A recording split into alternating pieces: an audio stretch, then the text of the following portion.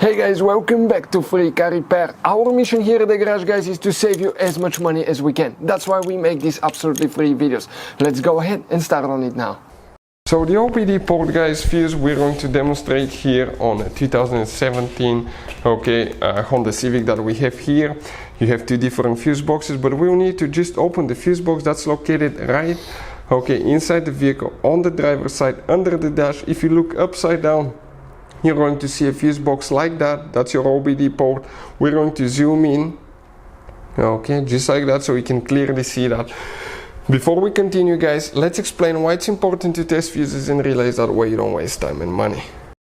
So let me explain why it's super important, guys, to test fuses. Fuses, not often you can see if they're burnt or they're good. Sometimes they may seem perfectly fine, you think it's a good fuse, you put it back in and you end up spending money and time on parts and problems that do not exist, guys, when all you had to do, test your fuse, find out it's bad, replace it, fix your problem. So we will have a video how to test a fuse, different kinds of fuses, and how to test relays, guys. We're going to put the link in the description of the video below, specifically to that video. Please check it out.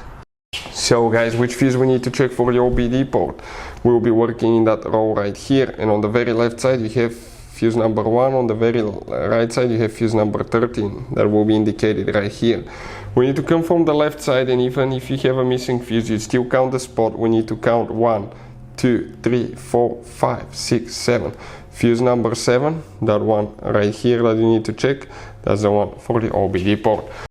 Hey guys, hopefully the video was helpful. If you have any questions, don't hesitate to let us know. Leave a comment below. We'll try to make a video for your specific problem. Like, subscribe, comment, let us know what you think. And guys, by the way, we have more than 19,000 free repair videos on our YouTube channels, videos that can save you thousands of dollars in repairs. Thank you for watching and see you next time.